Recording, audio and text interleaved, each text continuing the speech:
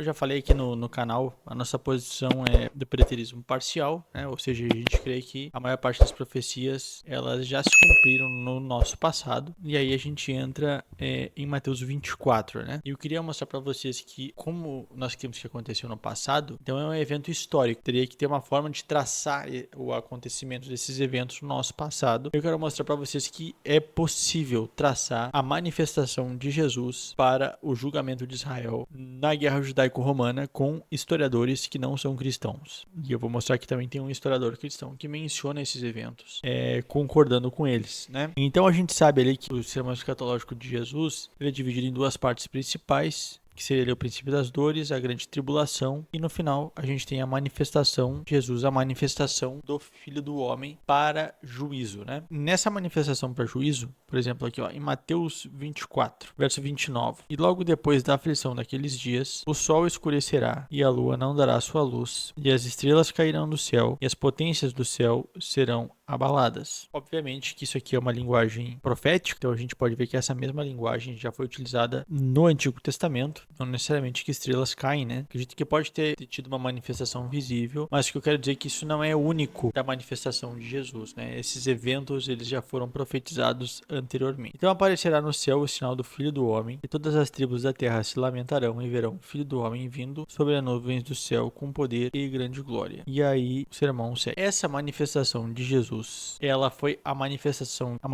que aconteceu no primeiro século? E a resposta é sim. E essa geralmente é a parte que choca a maioria das pessoas, porque elas imaginam essas coisas como sendo para o fim do mundo. Só que eu queria que vocês refletissem um pouquinho, né? Faz de conta que vocês não conhecem esse texto. O texto fala que é para o fim do mundo? Não.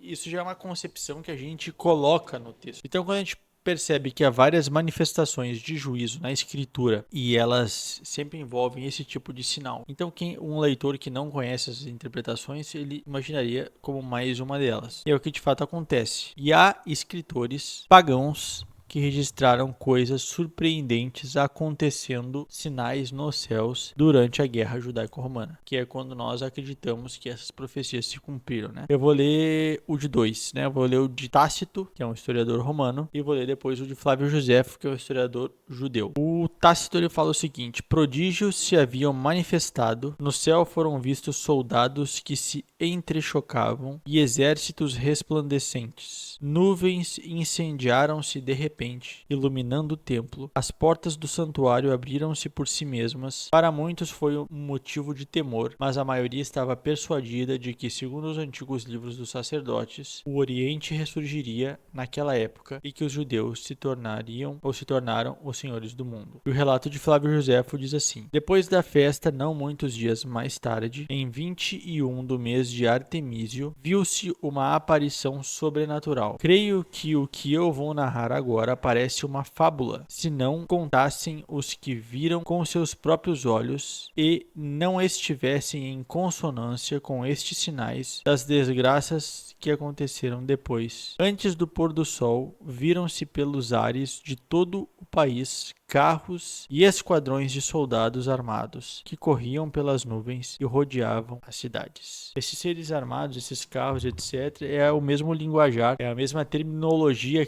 que a Bíblia utiliza para descrever anjos e os exércitos celestes. Então aqui a gente entende que esses relatos, esses historiadores pagãos, não eram cristãos, né? Um romano e um judeu, eles estão falando dos eventos que aconteceram na guerra judaico-romana, no momento ali que é sobre Jerusalém e sobre a Judéia. Então esse é o momento em que Jesus Cristo se manifesta para julgar Israel. Israel, então, ela é completamente devastada nessa guerra. Nós entendemos, então, que Mateus 24, o sermão profético e o livro de Apocalipse, no que tange a esses acontecimentos, eles se cumpriram. E a gente pode provar, como esses textos provam, além de outros, que a palavra de Deus é infalível, tá bom? Então, se vocês gostaram do texto, ou se tem alguma do vídeo, né?